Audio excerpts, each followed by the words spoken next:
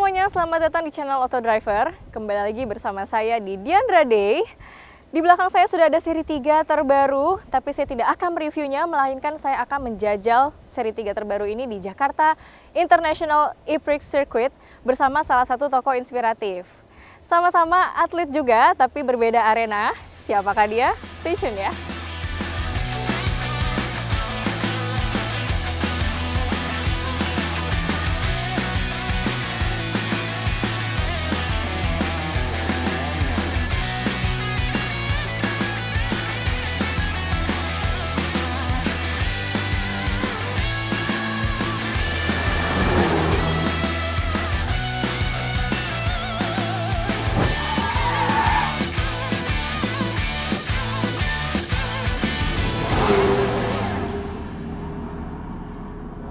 Ya, sekarang saya sudah bersama dengan atlet badminton kebanggaan Indonesia, Mas Antony Ginting. Hai, apa kabar, Halo Mbak, Mas? baik, puji Tuhan. Baik. Wah, thank you loh udah nyempetin waktu di sini loh. Thank you Mbak. Mas Ginting, langsung aja nih saya mau tanya ini. Gimana sih awalnya ceritanya akhirnya bisa menjadikan profesi badminton ini menjadi karirnya Mas Ginting? Awalnya tuh gimana? Ya pertama-tama mungkin kisaran umur 5-6 tahun papa sih kenalin badminton dari teman-teman kantornya sering main. Jadi mulai dari umur 6-7 baru masuk klub, terus ya berjalanan sampai SMP mungkin baru mulai serius sih, baru mulai bener-bener intens sih latihannya. 5-6 tahun tuh sekitar 1 SD ya? 1 SD ya, kayak mau TKB masuk. malah.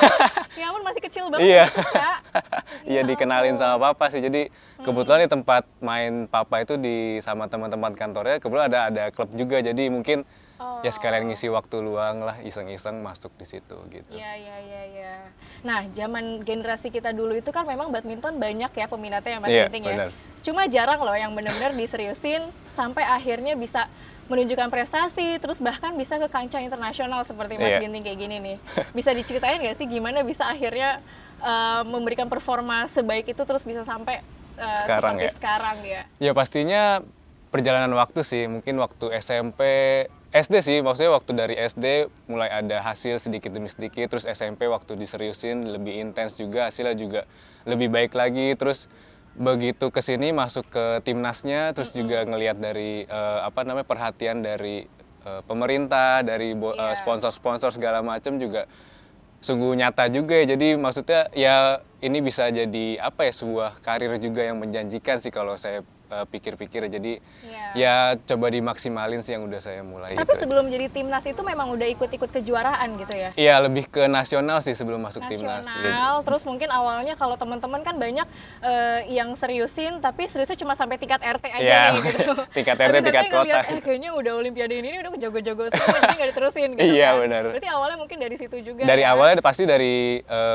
lingkup kecil dulu sih, dari terus kota, akhirnya, dari provinsi, terus nasional, baru waktu kebetulan masuk di timnas baru ke internasionalnya. Wah, keren banget sih, mantap. Nah, tapi pasti pernah dong ngerasain suatu kegagalan atau mungkin ada challenge sendiri ya di dunia perbadmintonan ini gitu ya. Penasaran gimana sih caranya Mas Ginting untuk tetap berani melaju dan memberikan performa yang terbaik? Ya, memang pasti gagal, pasti sih, karena bukan cuma di dunia atlet juga ya, pasti di dunia semua juga pasti ada kegagalan, kekalahan segala macam. Cuman ya mungkin udah saking berjalannya waktu sampai sekarang, mungkin udah dibilang ini jadi hobi juga sih. Jadi kalau nggak latihan atau nggak badminton itu kayak ada yang kurang gitu. Wah, jadi seperti soulmate-nya hilang gitu ya. Iya, jadi ya oke lah, maksudnya waktu kalah sehari 2 hari pasti down, pasti kecewa, pasti sedih. Cuman setelah itu ya balik lagi buat latihan lagi, udah balik lagi sih moodnya, udah happy lagi. Jadi ya tetap sih maksudnya fokus juga sama apa yang dipunya, sama tetap maksimalin apa yang udah saya mulai dari kecil terus sampai sekarang. Pasti kan banyak pengorbanan yang udah dibuang, jadi nggak mau sia-siain aja. Iya gitu sih. Oke, Mas Ginting. Pertanyaan selanjutnya nih lebih ke ini sih, kayak gimana sih kalau misalnya pasti pernah nervous dong kalau lagi mau turnamen atau pertandingan gitu ya. Nah ini kan berlaku semua orang pasti punya kegiatan masing-masing dan pernah ngerasain down, nervous gitu. Gimana caranya Mas Ginting ngatasin itu? Apalagi ini udah di kancah internasional nih gitu, pasti ngelihat pesaingnya kan wow gitu. Iya banyak. Ya pastinya paling penting sih kita harus bisa mengenali diri sendiri ya, karena kan cara kita menangani nervous tuh beda-beda. Cara Tiap kita, orang. ya tiap orang pasti punya caranya masing-masing. Jadi memang mungkin ada yang salah satu ngalihin pikirannya, atau salah satu mungkin bercanda atau dengerin musik segala macam. Jadi mungkin itu sih yang paling penting, dan ya Mengenali diri sendiri iya dulu ya. itu sih yang paling penting, mengenali diri sendiri. Jadi kan kita tahu nih setiap kita nervous kita mesti ngapain gitu sih. Ya, benar sih, setuju banget. Terus selanjutnya nih, gimana sih Mas Ginting melihat perkembangan badminton di Indonesia? Ada harapan-harapan tersendiri nggak sih sama dunia badminton di Indonesia? Kalau pandangannya sih menurut saya dari semenjak saya masuk di timnas ya, sampai saat ini berjalan baik sih, sangat baik, karena kita bisa lihat sendiri dari bibit-bibit yang bermunculan terus tiap tahunnya, terus juga banyak calon-calon pemain juga, calon-calon penerusnya juga. Apalagi sejak Mas Ginting viral waktu itu ya, beberapa tahun lalu itu ya. Iya, benar banget. Maksudnya makin kesini makin banyak juga, makin banyak pemain-pemain yang bukan cuman mereka berpartisipasi, tapi mereka punya kualitas yang baik juga. Berprestasi juga. Iya, berprestasi juga. Pasti harapannya sih ke depannya pengen banget supaya orang tua benar-benar percaya kalau di dunia atlet ya, khususnya di bulu tangkis itu menjanjikan masa depan. Jadi jangan ragu-ragu buat kasih anaknya untuk berlatih bulu tangkis gitu sih. Setuju. Wow, bagus banget harapannya. Nah, sekarang kembali lagi nih, sama masih nyambung sama yang tadi, untuk kalau tadi kan untuk orang tua ya, kalau sekarang untuk anak-anaknya nih, mungkin pas zaman dulu kita itu kan banyak yang ingin seperti Mas Ginting seperti ini, tapi mungkin nggak pede, atau mungkin ngerasa nanti saya disupport nggak ya sama keluarga, sama pemerintah gitu ya, untuk bisa seperti Mas Ginting gini. Nah, ada tips khusus nggak dari Mas Ginting nih, yang udah ngerasain jatuh bangunnya sampai seperti sekarang ini, mungkin buat adik-adik yang ada passion di bidang yang sama sama Mas Ginting gimana?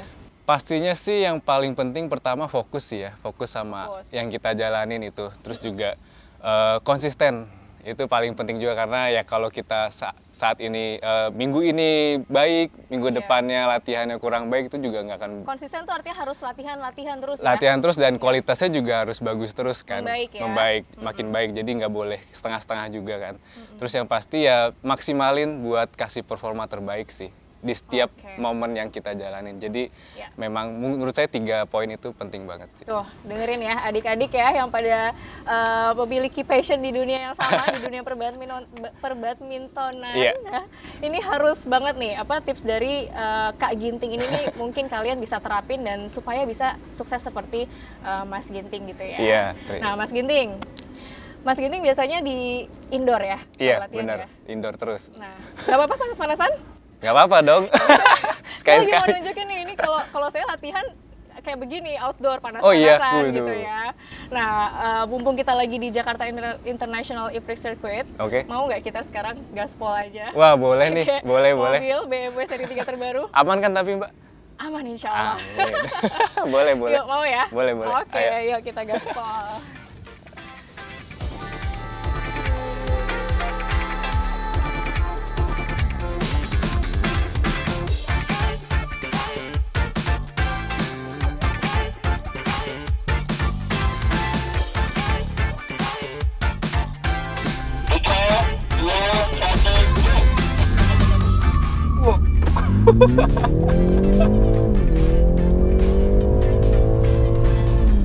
Enggak, ini nggak ngebut, Mas.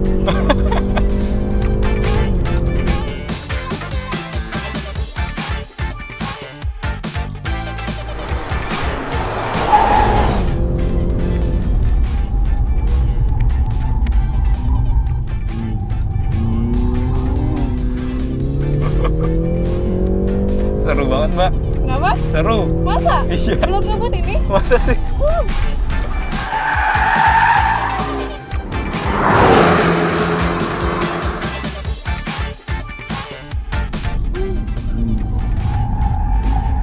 Nggak apa-apa kan? Aman, Mbak.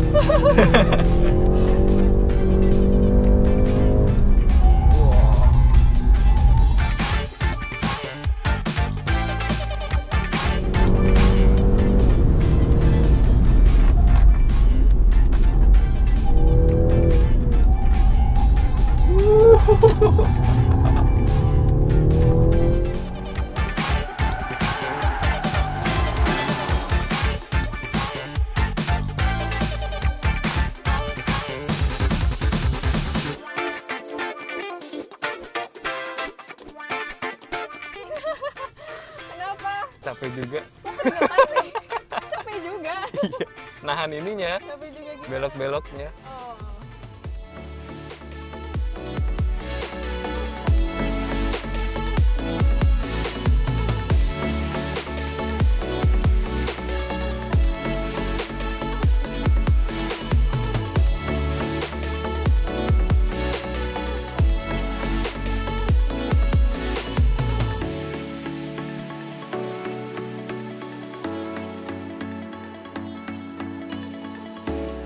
Gimana Mas Ginting? Waduh. Seru nggak? Seru banget pertama kali diajak trek-trekan gitu. Oh iya? Iya. Jadi biasanya cuma Cuman nyabut-nyabut iya, ini nyawa-nyawa aja, bulu terus kok sekarang doang, sekarang diajak trek-trekan. Seru ya? Seru. Nah Mas Ginting, Iya. kita lanjut lagi nih. Masih ada beberapa yang mau saya tanyain. Oke, boleh. Mas Ginting tuh punya nggak sih lawan yang terberat yang mungkin sampai sekarang masih ya terngiang-ngiang Iya. gitu? Jujur sih kalau lawan terberat banyak sih, khususnya saya kan di bidangnya di tunggal putra. Jadi Iya. cukup banyak, tapi kalau ditanya satu lawan terberat sih saya mungkin pilihnya Viktor Axelsen dari Denmark. Dia Dari pemain. Denmark? Iya. Wow, lawannya udah langsung yang kancah internasional ya, udah bukan orang Indonesia, udah nggak jadi lawan terberat lagi buat Mas Ginting gitu ya. Nah kalau tokoh inspiratifnya nih, kalau dulu kan mungkin siapa sih yang menginspirasi Mas Ginting gitu pas masih kecil Iya. dulu, sampai akhirnya pengen terjun ke badminton? Kalau ditanya mungkin yang mengidola, ya saya idolain ya. Kalau saya idolain bisa dibilang Taufik Hidayat sih jadi ceritanya waktu saya pertama kali kenal badminton ya mungkin di umur-umur yang 6-7 tahun tadi Iya, itu. yang satu SD tadi Iya, itu. satu SD tadi itu. Memang waktu tahun itu Taufik lagi jaya-jayanya sih, maksudnya Iya. sering nonton di TV gitu. Jadi Mm-mm. biasanya waktu dulu nonton sama papa gitu, ya sambil nonton sambil ngikutin gerakannya gitu-gitulah. Jadi Oh gitu, iya. jadi memang itu yang menginspirasi ya? Iya, jadi mungkin itu salah satu yang bikin makin suka badminton sih waktu kecil gitu. Oh oke. Oke Mbak, tadi kan saya terus nih yang ditanya, saya Iya. giliran nanya boleh ya? Boleh, mau nanya apa? Mau nanya kan Mbak Diandra paling mahir di bidang otomotif ya, khususnya di mobil lah ya. Dibanding Mas Ginting ya? Jadi pengen nanya sih, kalau khususnya untuk perawatan mobil, apa sih yang paling penting Mbak? Yang paling penting, wah sebenarnya banyak banget sih untuk melakukan perawatan mobil ya, tapi kalau menurut saya salah satu yang paling penting itu adalah mengganti oli secara berkala. Mobilnya Mas Ginting apa? Sekarang daily lagi pakainya Hyundai Creta. Pakai Hyundai Creta. Iya. Oke, itu termasuk mobil-mobil Mobil baru baru, iya. ya? Sama, saya juga pakai mobil baru juga, Stargazer, Hyundai Stargazer. Untuk mobil baru itu cocoknya pakai Shell Helix X10 0W40. Oh oke. Jadi Shell Helix X10 itu dia terbuat dari gas alami dan juga menghasilkan oli yang murni gitu, sehingga dia lebih bersih juga untuk ngebersihin mesin. Nah jadinya mobil-mobil baru kita ini jadi terasa baru terus. Oh. Iya, karena dia membersihkan mesin mobil itu secara sempurna. Nah, sama halnya dengan kita, tadi kan Mas Ginting juga udah mention terus performa terbaik, mobil pun juga harus memiliki performa yang terbaik. Iya. Salah satunya ya dengan mengganti oli yang berkualitas. Bener. Waduh, thank you loh Mbak. Sama-sama. Masukannya. Mas Ginting, makasih banyak udah hadir di program Diandra Day ini. Makasih untuk Thank you, kisah-kisah Mbak. inspiratifnya. Semoga bermanfaat juga nih buat Iya, adik-adik di sana pastinya. ya yang pengen banget seperti Mas Ginting sekarang ini. Nah, jadi sekian Diandra Day kali ini. Jangan lupa like, komen, subscribe bagi Anda yang belum, dan share video ini. Main-main ke website kami di www.autodriver.com. Terima kasih telah menonton video ini. Sampai jumpa di video kami selanjutnya. Dan jangan lupa, berani melaju, lebih tangguh. Bye-bye. Bye-bye.